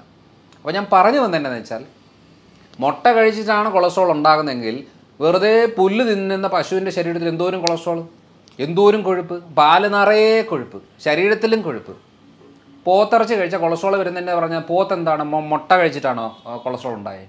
അല്ല, വെറുതെ പുല്ല് തിന്ന പോത്തിനും കൊളസ്ട്രോൾ ഉണ്ടാകും. ഇങ്ങനെയാണ് ലിവറാണ് ഉണ്ടാക്കുന്നത്. അപ്പം നമ്മൾ ഹെൽത്തി ഫാറ്റ് ബോഡിയിലേക്ക് സപ്ലൈ ചെയ്താൽ അധികം ഫാറ്റ് ബോഡി ഉണ്ടാക്കത്തില്ല. അപ്പം ലിവർ കുറച്ചുകൂടെ സേഫാണ്. നമ്മൾ എന്ത് ചെയ്യുന്നു, അത് കൊഴുപ്പ് ഇത് കൊഴുപ്പ് ഇത് കൊഴുപ്പ് എന്ന് പറഞ്ഞാൽ മാറ്റി വെച്ച് നമ്മളുള്ള കാർബോഹൈഡ്രേറ്റ് മൊത്തം കഴിക്കുമ്പോൾ 3 ദോശ കഴിച്ചാൽ 1 ദോശ ഉപയോഗിക്കും, 2 ദോശ കൊഴുപ്പാക്കി ലിവറിൽ കയറ്റി വെക്കും. അതാണ് ഈ ഫാറ്റ് ലിവർ ഉണ്ടാകുന്നത്. ചിലർ സ്ത്രീകളത് പറയും, ഞാൻ മദ്യം കഴിക്കാറില്ല, എനിക്ക് എങ്ങനെയാണ് ഗ്രേഡ് 2 ഫാറ്റ് ലിവർ വരുന്നത്? സിമ്പിൾ, രാവിലെ അരി, ഉച്ചയ്ക്ക് അരി, രാത്രി അരി, വേറെ വെറൈറ്റി ആയിട്ട് കഴിക്കുന്നു എന്നുള്ളതേ ഉള്ളൂ. സാധനം എല്ലാം സെയിമാണ്. മദ്യത്തിന് എൻഡ് പ്രൊഡക്റ്റ് ഗ്ലൂക്കോസ്, ഈ പറയുന്ന കാർബോഹൈഡ്രേറ്റ് എന്ന് പറയുന്ന അരിയും ഗോതമ്പ് സാധനങ്ങൾ എൻഡ് പ്രൊഡക്റ്റ് ഗ്ലൂക്കോസ്. അപ്പോൾ കണ്ടൻറ്റ് സെയിമാണ്. നമ്മൾ ഇത് ഒഫീഷ്യലായിട്ട് ഡൈനിങ് ടേബിൾ വെച്ചിരുന്ന് കഴിക്കുന്നു, അത് കുറച്ച് മാറി ഇരുന്ന് കഴിക്കുന്നു. എത്ര മാത്രമേ ഡിഫറൻസ് ഉള്ളൂ, സെയിം സാധനമാണ്. അതുകൊണ്ട് കൊളസ്ട്രോൾ പേടിച്ച് മാറ്റി വെക്കുന്നവരെ ശ്രദ്ധിച്ചോണം. 3 നേരം കഞ്ഞി കുടിച്ചാൽ അത് മതി ബ്ലോക്ക് ഉണ്ടാകാൻ. അല്ലാതെ ഈ മുട്ടയും ഇറച്ചിയും മീനും കഴിക്കുന്നതുകൊണ്ടല്ല കൊളസ്ട്രോൾ ഉണ്ടാകുന്നത്. അങ്ങനെയാണെന്നുണ്ടെങ്കിൽ ഈ പറയുന്ന കടുവയും പുലിയും സിംഹവും ഒക്കെ പണ്ടേ അറ്റാക്ക് വന്ന് മരിക്കേണ്ടതല്ലേ? കാരണം ഫുൾ ടൈം കഴിക്കുന്നത് ഈ ബീഫും ഇതൊക്കെ തന്നെയല്ലേ. അല്ലാതെ പ്രത്യേകിച്ച് അത് പഴങ്ങൾ കഴിക്കുന്നില്ല, ഇലക്കറികൾ കഴിക്കുന്നില്ല, പച്ചക്കറികളില്ല, ഒരു സാധനം കഴിക്കാതെ വെറുതെ ഇത് കഴിച്ചുകൊണ്ടിരിക്കുന്ന ഈ മൃഗങ്ങളൊക്കെ പണ്ടേ അറ്റാക്ക് വന്ന് തട്ടി പോകേണ്ടതല്ലേ? പോകുന്നില്ല. കാരണം എന്താ? കാരണം ആ ശരീരപ്രകൃതത്തിൻ്റെ മനസ്സിലാക്കേണ്ട ഒരു കാര്യം എന്ന് വെച്ചാൽ, അതുകൊണ്ട് ശ്രദ്ധിച്ചാൽ മതി. അതുകൊണ്ട് ഈ പറയുന്ന മൃഗങ്ങളൊക്കെ സ്ലിമ്മായിട്ട് സ്കെൽട്ടായിട്ടിരിക്കും. ഈ ഫുൾ ടൈം പഴങ്ങൾ കഴിക്കുന്ന ചിമ്പാഞ്ചിയെ കണ്ടിട്ടില്ലേ? ഇങ്ങനെയായിരിക്കുന്നത്. ആനയെ കണ്ടിട്ടില്ലേ? ഇങ്ങനെയായിരിക്കുന്നത്. എന്തുവാ? മുട്ടയുടെ മഞ്ഞയില്ല, ബീഫില്ല, ചിക്കനില്ല, ഒരു സാധനമില്ല. പക്ഷേ അതുകൊണ്ടാണ് വെജിറ്റേറിയൻ എന്ന് പറയുമ്പോൾ നമ്മൾ കൂടുതലും ഇഡ്ഡലിയും ദോശയും ഇടിയപ്പം അതേപോലെ ഉഴുന്നുവട പരിപ്പുവട എന്നൊക്കെ പറയുന്ന സാധനങ്ങളാണല്ലോ ശുദ്ധ വെജിറ്റേറിയൻ എന്ന് പറയുന്ന ആൾക്കാർ കഴിക്കുന്നത്. അവർക്കാണല്ലോ ഏറ്റവും കൂടുതൽ ബ്ലോക്ക് വരുന്നത്. എന്നാൽ പിന്നെ അവർക്ക് കൊളസ്ട്രോൾ വരാൻ പാടില്ല ഈ ഇത് കഴിക്കാതിരുന്നാൽ. അതുകൊണ്ട് ഭക്ഷണം എന്ന് പറയുമ്പം ഭക്ഷണത്തിലെ കൊഴുപ്പ് എന്ന് പറഞ്ഞാൽ ഒരു 20-25% മാത്രമേ ഭക്ഷണത്തിലെ കൊഴുപ്പ് കൂട്ടത്തുള്ളൂ. ബാക്കി 75% ശരീരമാണ് ഉണ്ടാക്കുന്നത്. അതിൻ്റെ റോ മെറ്റീരിയൽ എന്ന് പറയുന്നത് കാർബോഹൈഡ്രേറ്റ് ആണ്. അതിൽ തീരുമാനമാക്കിയെങ്കിൽ കൊളസ്ട്രോൾ കുറയും. ഞാൻ എപ്പോഴും പറയുന്നത്, നിങ്ങളൊരു കാര്യം ചെയ്യും, ഈ പറയുന്ന തുടങ്ങുന്നതിന് മുമ്പ് ഏതാ കൊളസ്ട്രോൾ ആണോ, നിങ്ങൾ മുട്ട കഴിച്ച കൊളസ്ട്രോൾ ഉണ്ടോ, ഇപ്പം നിങ്ങളൊരു ലിപ്പിഡ് പ്രൊഫൈൽ ചെക്ക് ചെയ്യും, കൊളസ്ട്രോളും കാര്യങ്ങളെല്ലാം നോക്ക്. അടുപ്പിച്ച് 2 ആഴ്ച എല്ലാ ദിവസവും ഓരോ മുട്ട കഴിക്കുക. എന്നിട്ട് ചോറ് ഈ മധുരവും ബേക്കറിയൊക്കെ ഒന്ന് കുറയ്ക്കുക. എന്നിട്ട് 2 ആഴ്ച കഴിഞ്ഞ് ഒന്നുകൂടെ കൊളസ്ട്രോൾ ചെക്ക് ചെയ്യും. നിങ്ങളുടെ കൊളസ്ട്രോൾ കുറയുന്നുണ്ടോ, ഡെയിലി ഓരോ മുട്ട കഴിക്കും. കുറയുന്നില്ലേ, നിങ്ങൾ മുട്ട കഴിക്കണ്ട. അങ്ങനെയാണ് തീരുമാനിക്കേണ്ടത്. അല്ലാതെ പൊതുവേ ബീഫിന് പ്രശ്നമാണ്, പോത്ത് പ്രശ്നമാണ്, അല്ലെങ്കിൽ ചിക്കൻ പ്രശ്നമാണ്, മുട്ട പ്രശ്നമാണ് എന്ന് പറഞ്ഞ് വെച്ചിരിക്കുക. അതൊക്കെ വറുത്ത് കോരി അതിനെ വല്ലാത്ത രീതിയിൽ ആക്കി എടുക്കുമ്പോൾ മാത്രമേ പ്രശ്നമുള്ളൂ. അല്ലാതെ ഇതൊന്നും ഒരു പ്രശ്നമല്ല. ഇതൊക്കെ നമുക്ക് നിസ്സാരമായിട്ട് നമ്മുടെ ഈ വിശ്വാസവും ശരീരവും തമ്മിൽ യാതൊരു ബന്ധവുമില്ല. വിശ്വാസം എന്തും ആയിക്കോട്ടെ, എനിക്കത് ഈ മതഗ്രന്ഥത്തിൽ ഇത് കഴിക്കാൻ പാടില്ല, ഓക്കെ, കഴിക്കണ്ട. പക്ഷേ ശരീരത്തിന് പാടുണ്ടോ ഇല്ലയോ എന്നുള്ളത് നോക്കേണ്ട ആവശ്യമില്ല. കാരണം എന്ന് വെച്ചാൽ ശരീരത്തിന് ആവശ്യം പാമ്പിനെ കഴിച്ചാലും ശരീരം നോക്കുന്നത് പ്രോട്ടീനും ഫാറ്റും ഒക്കെ ആയിട്ടാണ്. അല്ലാതെ നമുക്കത് ഇഷ്ടമുണ്ടോ ഇഷ്ടമില്ല എന്നുള്ളത് രണ്ടാമത്തെ കാര്യം. ശരീരത്തിൻ്റെ എല്ലാം സെയിമാണ്. ഇതാണ് മെയിനായിട്ടും ഫുഡിൽ നമ്മൾ ശ്രദ്ധിക്കേണ്ടത്. അപ്പോൾ പൊതുവിൽ സാറെടുത്ത് കൂടുതലായിട്ട് വരുന്നൊരു കേസുകൾ എന്ത് ടൈപ്പ് ഓഫ് കേസ് ആയിരിക്കും? നമ്മളിപ്പോൾ പല കേസുകൾ ഇങ്ങനെ ഡിസ്കസ് ചെയ്ത് ഇങ്ങനെ വന്നു. അപ്പോൾ ഏറ്റവും കൂടുതലായിട്ട് കണ്ടുവരുന്നത് എന്താണ്? ചിലപ്പം വരുന്ന പേഷ്യൻ്റ് തന്നെ ഇന്ന കേസിലേക്ക് മാറുന്നുണ്ടാവും. വരുന്ന ഒരു അസുഖത്തിനായിരിക്കും, അത് നോക്കുന്നേരം റൂട്ട് കോസ് കണ്ടെത്തുമ്പോൾ വേറെ എത്തും. ഞാൻ ലൈഫ് സ്റ്റൈൽ ഡിസീസിൽ പ്രമേഹമാണല്ലോ വളരെ കോമൺ ആയിട്ട് വരുന്നത്. പക്ഷേ എൻ്റെ മേഖലയായിട്ട് ഞാൻ കരുതുന്നത് തൈറോയ്ഡാണ്. കാരണം വേറൊന്നുമല്ല, എനിക്ക് തൈറോയ്ഡ് ചികിത്സിക്കാൻ ഇഷ്ടമുണ്ടായിട്ടല്ല തൈറോയ്ഡ് എന്ന് പറയുന്നത്. പക്ഷേ പ്രമേഹമുള്ള ആളുകൾക്കും BP ഉള്ളവർക്കും സ്കിന്നിൻ്റെ പ്രശ്നമുള്ളവർക്കും ഉള്ളവർക്കും നെഞ്ചിടിപ്പുള്ളവർക്കും അതേപോലെ മുടി കൊഴിച്ചിലുള്ളവർ, താരന്, ദഹന പ്രശ്നങ്ങൾ, കോൺസ്റ്റിപ്പേഷൻ ബുദ്ധിമുട്ടുകൾ, ടയർഡ്നെസ്, ടെൻഷന്, ഇതെല്ലാത്തിൻ്റെയും നമ്മൾ റൂട്ട് കോസ് ചെക്ക് ചെയ്ത് വരുമ്പോഴത്തേനും തൈറോയ്ഡിലാണ് വന്ന് നിൽക്കുന്നത്. കാരണം വേറൊന്നുമല്ല, ഈ പറയുന്ന പ്രശ്നങ്ങൾക്ക് അവർ കാലങ്ങളായിട്ട് മരുന്നെടുക്കുന്നവരാ. ഇപ്പോൾ എൻ്റെ അടുത്ത് ആരെങ്കിലും വരുന്ന ആൾക്കാരോട് എന്നോട് പറയാണ്, ഡോക്ടറെ എനിക്ക് തുമ്മലാണ്, 10 കൊല്ലമായിട്ട് തുമ്മലാണ്, മരുന്നെടുക്കുമ്പം കുറയും പിന്നെയും വരും. അപ്പോൾ എൻ്റെ മനസ്സിൽ സഡൻ കണക്റ്റായി പോകുന്നത് തൈറോയ്ഡാണ്. കാരണം എന്ന് വെച്ചാൽ, ഇത് പറയാൻ കാരണം ഇത് മെഡിക്കൽ ടെക്സ്റ്റിൽ അങ്ങനെ ഒരു എക്സ്പ്ലനേഷൻ ഇല്ല. മെഡിക്കൽ ടെക്സ്റ്റിൽ നമ്മളൊരു തുമ്മൽ എന്ന് പറയുമ്പോൾ ഒരു അലർജിക് റിലേറ്റഡ് ആയിട്ടാണ് നമ്മൾ ഫോക്കസ് ചെയ്യുന്നത്. അതേപോലെ സ്കിന്നിലൊരു ചൊറിച്ചിൽ, കുരുക്കൾ, പാടുകളെന്നൊക്കെ വരുമ്പോൾ മെഡിക്കൽ ടെക്സ്റ്റിൽ ഫോക്കസ് ചെയ്യുന്നത് സ്കിൻ റിലേറ്റഡ് ആയിട്ടുള്ള കണ്ടീഷനാണ്. അതേപോലെ യൂട്രസിലെ മുഴ, ബ്ലീഡിങ് റിലേറ്റഡ് പ്രശ്നം ഉണ്ടെന്നുണ്ടെങ്കിൽ ഗൈനക് റിലേറ്റഡ് ആയിട്ടാണ് മെഡിക്കൽ ടെക്സ്റ്റിൽ പറയുന്നത്. പക്ഷേ തൈറോയ്ഡ് ഉള്ളവർക്കാണ് ഏറ്റവും കൂടുതൽ ഈ ബ്ലീഡിങ് റിലേറ്റഡ് പ്രശ്നം വരുന്നത്. നമ്മളിവിടെ DNC ചെയ്തും യൂട്രൈൻ വാഷും ചെയ്തും സർജറിയും ചെയ്തും ഹിസ്റ്ററക്ടമിയും ചെയ്തും നടന്നാലും ആ പ്രശ്നങ്ങൾ മാറാത്തതിൻ്റെ മെയിൻ കാര്യം എന്ന് പറയുന്നത് റൂട്ട് കോസ് വേറെ കിടക്കുന്നതുകൊണ്ടാണ്. അപ്പോൾ ഇത് പറയാനായിട്ടൊരു കാരണം കൂടെ ഉണ്ട്. തൈറോയ്ഡിൻ്റെ ഒരു പ്രത്യേകത എന്ന് വെച്ചാൽ, ഇത് എന്തുകൊണ്ടാണ്, എന്നോട് പലരും ചോദിച്ചിട്ടുണ്ട്, അതെന്തുകൊണ്ടാണ് മറ്റു ആളുകൾ ഇതിൽ ഇങ്ങനെ പറയാത്തത്? ഡോക്ടർ മാത്രം എന്തിനാണ് ഈ തൈറോയ്ഡിലേക്ക് എല്ലാ കാര്യവും തൈറോയ്ഡിലേക്ക് പോകുന്നത്? ടെൻഷനെന്ന് പറഞ്ഞ ഉടനെ തൈറോയ്ഡ് പറയുന്നു, സ്കിന്നിൻ്റെ പ്രശ്നം എന്ന് പറഞ്ഞാൽ തൈറോയ്ഡ് പറഞ്ഞു. എന്തുകൊണ്ടാണ് മറ്റു ഡോക്ടേഴ്സോ അല്ലെ മറ്റാളുകളോ ഇത് പറയാത്തത് എന്ന് ചോദിക്കുന്നതിൻ്റെ മെയിൻ കാര്യം കൂടെ ഞാൻ പറയാം. ഞാൻ സ്ഥിരം കേൾക്കുന്നൊരു ചോദ്യം ആയതുകൊണ്ട് പറയുകയാണ്. അതായത് ഇത് എൻ്റെ ഒരു എക്സ്പീരിയൻസ് ആണ്, അല്ലാതെ ഞാനിങ്ങനെ ഒരു ബുക്കിൽ പഠിച്ചു, കോളേജിൽ പോയി പഠിച്ചു എന്നുള്ളതല്ല. കാരണം ആ ടെക്സ്റ്റ് ബുക്കുകളിൽ അങ്ങനെ ഇല്ല, മെഡിക്കൽ ടെക്സ്റ്റിൽ അങ്ങനെ ഇല്ല. കാരണം 5.5 കൊല്ലം പഠിച്ചിട്ട് ഞാൻ ഇതുവരെ കേട്ടിട്ടില്ല തൈറോയ്ഡുകാർക്ക് ഗ്ലൂട്ടൻ പാടില്ല എന്നുള്ളത്. കാരണം ആ ടെക്സ്റ്റ് ബുക്കിൽ അങ്ങനെ ഒരു സംഭവമേ ഇല്ല. അതേപോലെ പാല് പാടില്ല എന്നുള്ളത് ഇതിനകത്തില്ല. അപ്പോൾ ഏറ്റവും കൂടുതൽ ഞാൻ ഫോക്കസ് ചെയ്യുന്നത് റിസർച്ച് ഏരിയ ആയതുകൊണ്ട് റിസർച്ചിൽ വന്ന കാര്യങ്ങൾ ചിലപ്പം 5, 8, 10, 20 കൊല്ലത്തിന് ശേഷം ചിലപ്പോൾ ടെക്സ്റ്റ് ബുക്കിലേക്ക് വരും. അന്നേരം ചിലപ്പോൾ എല്ലാവരും പറയുമായിരിക്കും. അപ്പോൾ ഏറ്റവും കൂടുതൽ ശ്രദ്ധിച്ചാൽ മതി മുടി കൊഴിച്ചിൽ കണ്ടീഷൻ. നമ്മൾ എണ്ണകളും തൂത്ത് ഷാമ്പൂ മാറ്റിയെടുത്ത് മരുന്നുകൾ അപ്ലൈ ചെയ്ത് പല മൾട്ടിവിറ്റാമിൻ മരുന്നുകൾ എടുത്ത് ഫുള്ള് ചെയ്തെങ്കിലും മുടി കൊഴിച്ചിൽ മാറുന്നില്ല. കാരണം എന്താ? സിമ്പിൾ കാര്യമാണ്. അപ്പോൾ അതേപോലെ തന്നെ ഈ തൈറോയ്ഡിലേക്ക് കണക്ട് ചെയ്യണം ഞാൻ എല്ലാ കാര്യങ്ങളും. സ്കിന്ന് എപ്പോൾ നോക്കിയാലും സ്കിന്നിൽ ഫംഗൽ ഇൻഫെക്ഷൻസ്, ചൊറിച്ചിൽ, പാടുകൾ, മുഖത്ത് ഇങ്ങനെ പാടുകൾ വന്നുകൊണ്ടിരിക്കുകയാണ്. അപ്പം നമ്മൾ സ്കിന്നിൻ്റെ പ്രശ്നമാണെന്ന് പറഞ്ഞ് സ്കിന്നിൻ്റെ ഡോക്ടറെ കാണുമ്പോൾ എന്താ ചെയ്യുന്നത്? ഓയിൻമെൻറ്റുകളോ ലോഷനോ സൺസ്ക്രീനോ അല്ലെന്നുണ്ടെങ്കിൽ ഈ പറഞ്ഞ ഫംഗൽ ക്രീമുകളോ അല്ലെങ്കിൽ കുറച്ച് ആൻറ്റി ഫംഗൽ ആൻറ്റി ബാക്ടീരിയൽ ആയിട്ടുള്ള മരുന്നുകളോ ഇതിലാണ് പൊയ്ക്കൊണ്ടിരിക്കുന്നത്. കാരണം എന്താ? തൈറോയ്ഡ്, ഇൻറ്റസ്റ്റൈന്, ലിവർ, ഈ 3 ഓർഗൻ എന്തെങ്കിലും പ്രശ്നം ഉണ്ടെങ്കിൽ 99% സ്കിന്നിലാണ് അതിൻ്റെ പ്രശ്നം കാണിക്കുന്നത്. പക്ഷെ നമ്മൾ സ്കിന്നാണ് ക്ലിയർ ആക്കി മേക്കപ്പ് ചെയ്ത് നടന്നുകൊണ്ടിരിക്കുന്നത്. ഇവിടെയാണ് ആക്ച്വൽ പ്രശ്നം കിടക്കുന്നത്. അപ്പോൾ സ്കിന്നിൻ്റെ പ്രശ്നം എന്ന് വന്നാലും ഞാൻ കണക്ട് ചെയ്ത് നോക്കുന്നത് തൈറോയ്ഡ് ഉണ്ടോ എന്നുള്ളതാണ്. കുട്ടികളുണ്ടാവുന്നില്ല, കൺസീവ് ആവുന്നു, എബോഷനായി പോകുന്നു, തൈറോയ്ഡാണ്, കണ്ണടച്ച് പറയും തൈറോയ്ഡാണ്. പക്ഷേ നമ്മളെന്ത് ചെയ്യും? IVF എടുത്ത് 2 പ്രാവശ്യം 3 പ്രാവശ്യം 5 പ്രാവശ്യമൊക്കെ എടുത്ത് വെറുതെ എബോഷനായി പോകുന്ന കണ്ടീഷൻ ആവശ്യം പോലുണ്ട്. എന്നാലും നോർമൽ തൈറോയ്ഡ് മാത്രം ചെക്ക് ചെയ്തിട്ട് പറയും നമുക്ക് തൈറോയ്ഡ് ഇല്ല എന്നുള്ളത്. പക്ഷേ തൈറോയ്ഡിൽ എന്ന് പറയുന്നത് എത്ര 10ലധികം രോഗാവസ്ഥകൾ തൈറോയ്ഡിലുണ്ട്.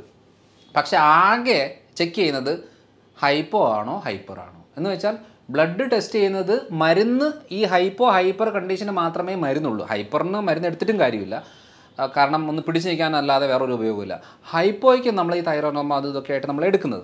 അപ്പോൾ ഈ ഒരു കാര്യത്തെ അതുകൊണ്ടാണ് പലരും പറയുന്നത് എൻ്റെ TSH നോർമലാണ്, അതുകൊണ്ട് എനിക്ക് തൈറോയ്ഡ് ഇല്ല. അതിൻ്റെ അർത്ഥം തൈറോയ്ഡ് ഇല്ല എന്നല്ല, നിങ്ങളുടെ തൈറോയ്ഡ് പ്രശ്നങ്ങളിലെ ഹൈപ്പോ തൈറോയിഡിസം എന്ന് പറയുന്നൊരു കണ്ടീഷൻ ഇല്ല എന്ന് മാത്രമേ ഉള്ളൂ.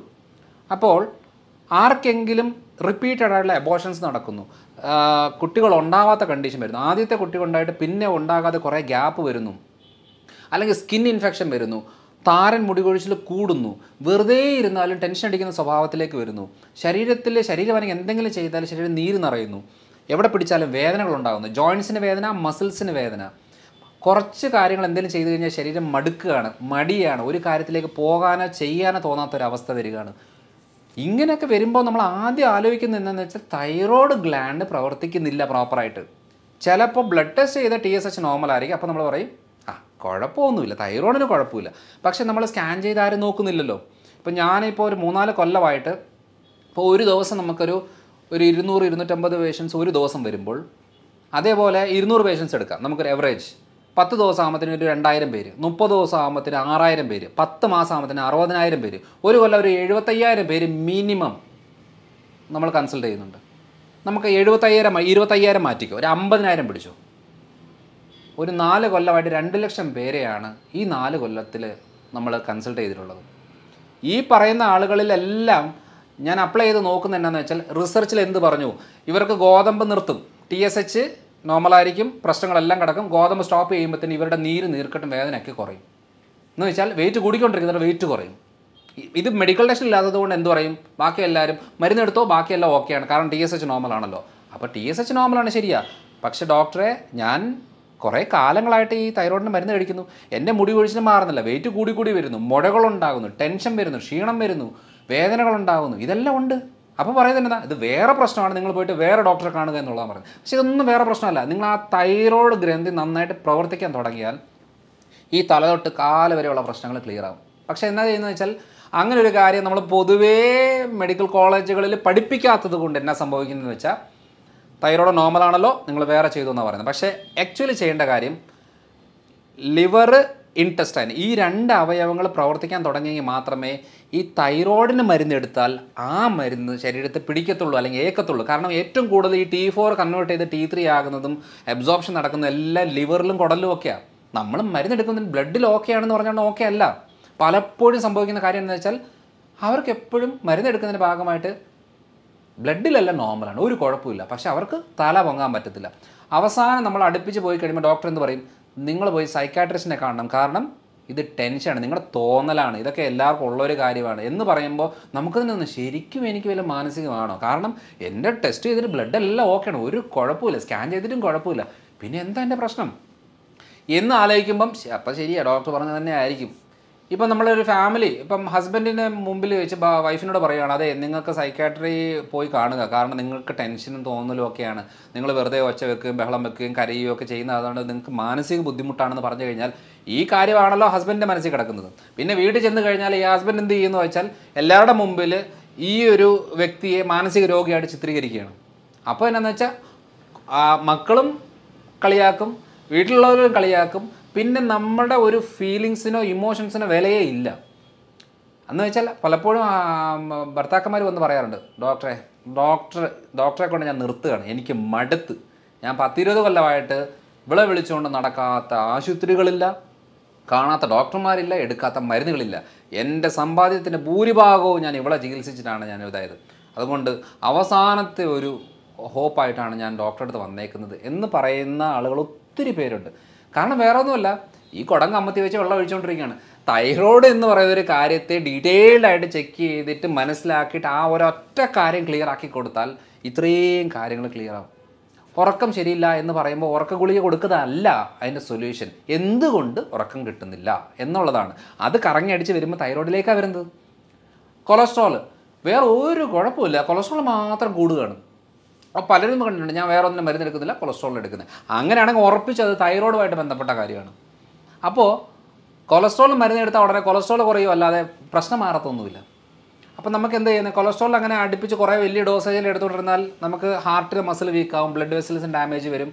അതുകൊണ്ടൊരു ചെറിയ ഡോസിലായി കൊളസ്ട്രോൾ എടുക്കുന്ന പോലല്ല. പിന്നെ കുറച്ച് കഴിയുമ്പോൾ കൊളസ്ട്രോൾ കൺട്രോൾ നിൽക്കുന്നില്ല, പിന്നെ 20 ഉള്ളത് 40 ആക്കി 80 ആക്കി എങ്ങനെ പോവും? അത് 100% നമ്മുടെ ഹെൽത്തിനെ വളരെ മോശമായിട്ട് ബാധിക്കും. അപ്പോൾ രണ്ടാമത്തെ കാര്യം എന്ന് പറയുന്നത് ബ്ലീഡിങ്. എത്ര സ്ത്രീകൾക്കാണെന്നറിയാവോ അവസാനം യൂട്രസ് എടുത്ത് കളയേണ്ട ഒരു അവസ്ഥ വരുന്നത്? വേറെ ഒന്നുമല്ല, ബ്ലീഡിങ് നിൽക്കുന്നില്ല. ഒരു മാസത്തെ മെൻസ്ട്രേഷൻ എന്ന് പറയുന്നത് 10-15 ദിവസമൊക്കെയാണ്. ഒന്ന് കഴിഞ്ഞ ഉടനെ 10 ദിവസം കൊണ്ട് വീണ്ടും മെൻസ്ട്രേഷൻ തുടങ്ങുകയാണ്, ഈ മുഴകളുണ്ടാകുകയാണ്. അപ്പോൾ ഈ പറയുന്ന ബ്ലീഡിങ് നിൽക്കാനും മെൻസ്ട്രേഷൻ നോർമലാകാനും വേണ്ടി മരുന്ന് കഴിച്ചാൽ ആ പ്രശ്നം മാറില്ല. കാരണം അതിങ്ങനെ ആയുഷ്കാലം മുഴുവനും കിടക്കും. തൈറോയ്ഡ് കൺട്രോൾ ആയാൽ ഈ പ്രശ്നം മാറും. ഇതൊക്കെ നമ്മൾ ഈ സ്ഥിരം ചെയ്ത് വന്നപ്പോൾ മനസ്സിലായ ഒരു കാര്യമാണ്. അതുകൊണ്ടാണ് ഇത്രയും കോൺഫിഡൻ്റ് ആയിട്ട് പറയുന്നത്, നിങ്ങൾ തൈറോയ്ഡ് ബുദ്ധിമുട്ടുള്ളവർ കപ്പ കഴിക്കാൻ പാടില്ല. കാരണം കപ്പ കഴിച്ചാൽ മുഴ കൂടും. അപ്പം നമ്മൾക്ക് മുഴയുണ്ടോ ഇല്ലെന്നേ എനിക്ക് കുഴപ്പമൊന്നുമില്ലെന്ന് പറയുന്നതിന് മുമ്പ് തൈറോയിഡിൻ്റെ സ്കാൻ ചെയ്ത് നോക്കണം.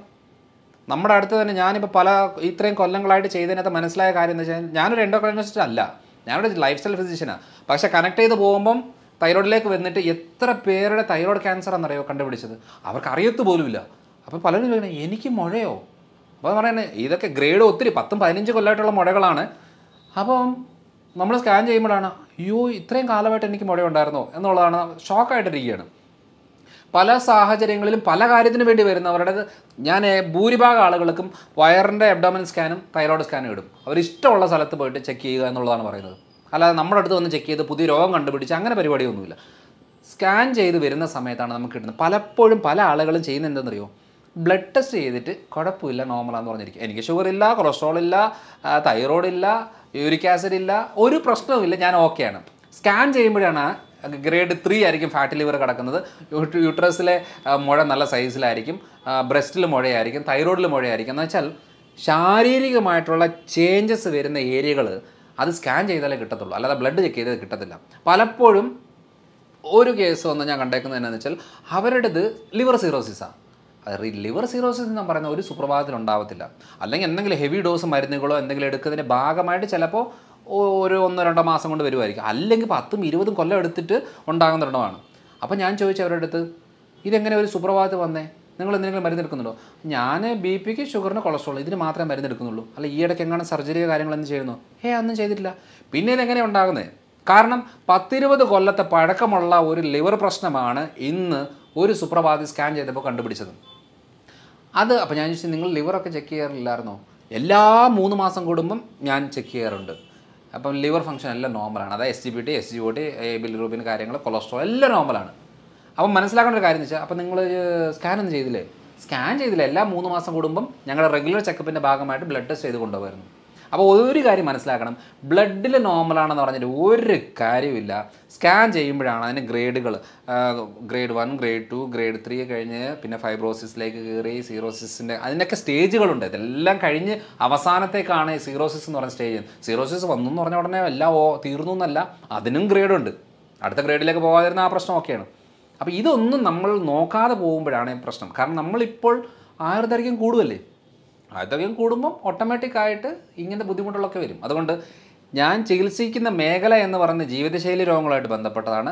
ആ ജീവിതശൈലി രോഗങ്ങളിൽ ഏറ്റവും കോമൺ ആയിട്ട് കിടക്കുന്ന ഒരു കാര്യമാണ് പ്രമേഹം.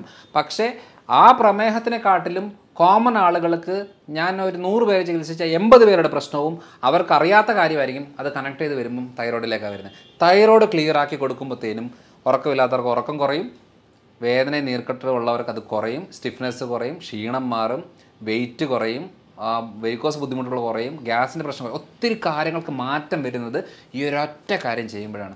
അതുകൊണ്ട് ഞാൻ ഏറ്റവും കൂടുതൽ ഡോക്ടേഴ്സിന് ട്രെയിൻ ചെയ്ത ഒരാളാണ്. അപ്പോൾ നമ്മുടെ കേരളത്തിലെ ഒരു 31ഓളം ഡോക്ടേഴ്സ് ഇപ്പോൾ ഈ ഇതിൽ നമുക്ക് ട്രെയിനിങ് കൊടുത്ത് അവരവരുടെ നാട്ടിൽ അവരവർ പ്രാക്ടീസ് ചെയ്യണം. എന്ന് വെച്ചാൽ പല മെഡിക്കൽ സിസ്റ്റമിലുള്ള ഡോക്ടേഴ്സാണ്. എന്ന് വെച്ചാൽ നമ്മൾ അറിഞ്ഞ ആ സത്യം നമ്മളിവരോട് പറഞ്ഞു കൊടുത്തേച്ച് അവർ ചെയ്യുമ്പോൾ എന്താണെന്ന് വെച്ചാൽ ഒത്തിരി ആളുകൾക്ക് അത് ബെനിഫിറ്റ് ആവും. ആയുർവേദ, ഹോമിയോ, ഇംഗ്ലീഷോ എന്ത് മരുന്ന് വേണമെങ്കിലും എടുത്തോട്ടെ, മെച്ചം കിട്ടണോ, റിസൾട്ട് കിട്ടണോ, ആ റൂട്ട് കോസ് മനസ്സിലാക്കി അവർക്ക് വേണ്ടുന്ന ഭക്ഷണക്രമങ്ങളും അവരുടെ ജീവിതശൈലിയിൽ മാറ്റം വരുത്തിയെങ്കിൽ മാത്രമേ മെച്ചം കിട്ടുള്ളൂ. അല്ലെങ്കിൽ ചുമ്മാ മരുന്നും കഴിച്ച് നമുക്ക് അവകാശപ്പെടാം, ആ ആശുപത്രി പോയി ഈ ഡോക്ടറെ കൊണ്ടെന്നുള്ള അവകാശപ്പെടാമെന്നല്ലാതെ ഒരു മെച്ചം കിട്ടത്തില്ല. അതുകൊണ്ട് കണക്ട് ചെയ്ത് നോക്കുമ്പോൾ തൈറോയ്ഡാണ് എൻ്റെ ഒരു നിഗമനം. ഒരു 5 കൊല്ലം കൊണ്ട് ഒരു 70% ആളുകളുടെയും പ്രശ്നം തൈറോയ്ഡിലേക്കാണ് വരുന്നത്. കാരണം അപ്പനും അമ്മയ്ക്ക് തൈറോയ്ഡ് ഉണ്ടോ മക്കൾക്ക് ഉറപ്പാണ്, പക്ഷേ ടെസ്റ്റ് ചെയ്തൊന്നും ആദ്യം കിട്ടത്തില്ല. അപ്പനും അമ്മയ്ക്കും തൈറോയ്ഡ് ഉണ്ടെങ്കിൽ മക്കൾക്ക് അവർ വണ്ണം കുറഞ്ഞിരിക്കും, അല്ലെങ്കിൽ വണ്ണം വെച്ചിരിക്കും, അല്ലെങ്കിൽ മുടി നന്നായിട്ട് കൊഴിയും, അല്ലെങ്കിൽ സ്കിന്നിന് പ്രശ്നം വരും, അല്ലെങ്കിൽ ടെൻഷൻ ലെവൽ കൂടും, അല്ലെങ്കിൽ പീരിയഡ്സിൻ്റെ ബുദ്ധിമുട്ട് വരും, ദഹന ബുദ്ധിമുട്ട് വരും. ഇത്രയും കാര്യങ്ങളിൽ അലർജി, ഇത്രയും കാര്യങ്ങളിൽ എന്തെങ്കിലും ഉണ്ടോ, അപ്പനും അമ്മയ്ക്കും തൈറോയ്ഡ് ഉണ്ടോ, മക്കളുടെ തൈറോയ്ഡ് ഉറപ്പിക്കാം. വെറുതെ ഈ പ്രശ്നങ്ങളൊക്കെ പറഞ്ഞു വെച്ചാൽ അതിന് ചികിത്സിച്ച് എഴുന്നോണ്ടിരുന്ന ഒരിക്കലും മാറത്തില്ല. കാരണം ഇന്നലെ ഞാനൊരു കൺസൾട്ട് ചെയ്ത കണ്ടീഷൻ 19 വയസ്സുള്ള പെങ്കൊച്ചാണ്, മാനസികമായിട്ടുള്ള ബുദ്ധിമുട്ടുണ്ട്. അതായത് ചെറിയ പ്രായം തൊട്ടേ ഈ തൈറോയിഡിൻ്റെ ഡാമേജ് വന്നിട്ട് അതിൻ്റെ ഭാഗമായിട്ട് ബുദ്ധി വളർച്ച മുരടിക്കുകയും അതിൻ്റെ ഭാഗമായിട്ടുള്ള ബുദ്ധിമുട്ടെല്ലാം അനുഭവിക്കുന്നുണ്ട്. പക്ഷേ സ്ഥിരമായിട്ട് സൈക്യാട്രി മെഡിസിനുകൾ ഇങ്ങനെ എടുത്ത് പൊയ്ക്കൊണ്ടിരിക്കുകയാണ്, അല്ലാതെ ഇതുവരെ തൈറോയ്ഡ് ചെക്ക് ചെയ്തിട്ടില്ല. അപ്പോൾ നമ്മൾ ആലോചിക്കേണ്ട കാര്യം എന്ന് വെച്ചാൽ ആരെങ്കിലും സ്വഭാവപരമായിട്ടുള്ള മാറ്റങ്ങൾ കാണിക്കുന്നുണ്ടോ എന്ന് വെച്ചാൽ ആരിശം, ഇറിറ്റേഷന്, വെറുതെ കരയുക, വെറുതെ ഒച്ച വെക്കുക, കുറച്ച് നേരം ബഹളം വെച്ചേച്ച് കുറച്ച് കഴിയുമ്പോഴത്തേനും ഞാൻ എന്തിനാ എങ്ങനെ ചെയ്തെന്നുള്ളത് പശ്ചാത്തപിക്കുക. നമുക്ക് ഒരു വ്യക്തിയെ ഇടപെടുമ്പോൾ അവർ എന്തിനാ ഇങ്ങനെ പെരുമാറുന്നതെന്നൊരു തോന്നൽ വരുന്നുണ്ടോ? ഉറപ്പിച്ചോ അവർക്കൊന്നാ തൈറോയ്ഡ് അല്ലെങ്കിൽ വയറ്റിൽ പ്രശ്നം, ഈ 2 കാര്യങ്ങളിൽ ഉറപ്പായിരിക്കും. അത് ക്ലിയർ ആക്കിയാൽ ചിലപ്പോൾ അവരുടെ സ്വഭാവം മാറാൻ സാധ്യതയുണ്ട്. അല്ല ചിലർ പറയല്ലേ നേരത്തെ ഒരു കുഴപ്പമില്ലാത്ത ആളാണല്ലോ ഇപ്പം എന്താ ഇങ്ങനെ സ്വഭാവമൊക്കെ മാറുന്നത് എന്നൊക്കെ പറയുന്നില്ലേ? ഇതൊക്കെ തന്നെയാണ്. നമ്മൾ ട്രാക്ക് മനസ്സിലാക്കി കഴിഞ്ഞാൽ വളരെ എളുപ്പമാണ്. അതുകൊണ്ട് കേരളത്തിലെ ഇപ്പോഴത്തെ മെയിൻ പ്രശ്നം പ്രമേഹവും കാര്യങ്ങളൊന്നുമല്ല, തൈറോയ്ഡാണ്. കാരണം ഇതിനൊക്കെ ഒരാളോട് പറഞ്ഞാൽ മനസ്സിലാവില്ല ഈ പ്രശ്നങ്ങൾ. ഭാര്യയുടെ പ്രശ്നം ഭർത്താവിനോട് പറഞ്ഞാൽ മനസ്സിലാവില്ല. ഭാര്യ പറയുകയാണ് എനിക്ക് വയ്യ, ക്ഷീണമാണ്, എന്നെക്കൊണ്ട് പറ്റുന്നില്ല എന്ന് പറയുമ്പോൾ ചോദിക്കും നിനക്കെന്താ കുഴപ്പം, നല്ല വണ്ണവും പൊക്കവും ഒക്കെ ആയിട്ടിരിക്കുന്ന ആളല്ലേ, നിനക്ക് എന്ത് ക്ഷീണം, ചുമ്മാതെ എനിക്ക് വേദനയാണ് ക്ഷീണമാണെന്ന് പറഞ്ഞാൽ മനസ്സിലാവില്ല. എനിക്ക് ഉറക്കം ക്ലിയർ അല്ല, എല്ലാവരും കിടന്ന് ഉറങ്ങുമ്പോൾ ഞാൻ ഉണർന്നിരിക്കുകയാണ് എന്ന് പറഞ്ഞാൽ മനസ്സിലാവില്ല. ഇതൊരു ഡോക്ടറോട് പറഞ്ഞാലും മനസ്സിലാവില്ല. കാരണം ഡോക്ടർക്ക് കുറച്ച് കഴിയുമ്പോഴത്തേനും നമ്മളെ സൈക്കാട്രി പേഷ്യൻ്റാക്കി മാറ്റി അതിലേക്ക് ആങ്സൈറ്റി ആണെന്ന് പറഞ്ഞ് മരുന്നെടുപ്പിക്കുന്ന രീതിയിലേക്കാണ് പോയിക്കൊണ്ടിരിക്കുന്നത്. അതുകൊണ്ട് ഒരാളോട് പറഞ്ഞാൽ മനസ്സിലാക്കാൻ പറ്റാത്ത ബുദ്ധിമുട്ടുകളാണെങ്കിൽ തൈറോയിഡിലേക്ക് നമുക്ക് ഉറപ്പിക്കാം. അതുകൊണ്ടാണ് ഞാൻ ഇത്രയും നേരം നമ്മുടെ ആക്ച്വൽ പ്രശ്നം എന്ന് പറയുന്നത് തൈറോയിഡിലേക്കാണ് വന്നുകൊണ്ടിരിക്കുന്നത്. അത് ചെക്ക് ചെയ്ത് നോക്കി ഉറപ്പിക്കുക എന്നുള്ളതാണ് ഞാൻ എല്ലാ വീഡിയോകളിലും എല്ലാ സ്ഥലങ്ങളിലും പറഞ്ഞുകൊണ്ടിരിക്കുന്നത്. ഇതാണ് ഇപ്പോഴത്തെ മെയിനായിട്ടുള്ളൊരു പ്രശ്നം. ഓക്കെ ഒരുപാട് നേരം തൈറോയിഡിനെ കുറിച്ച് ഒരുപാട് ഡീറ്റെയിൽ ആയിട്ട് പറഞ്ഞു. പലപ്പോഴും പല ആളുകൾക്കും വരുന്നൊരു തെറ്റിദ്ധാരണകളെല്ലാം സാറ് ക്ലിയർ ചെയ്ത് തന്നിട്ടുണ്ട്. നമുക്ക് എന്തായാലും മറ്റൊരു ടോപ്പിക്കുമായിട്ട് നമുക്ക് മറ്റൊരു വീഡിയോയിൽ വീണ്ടും കാണാം. Thank you. Okay, thank you.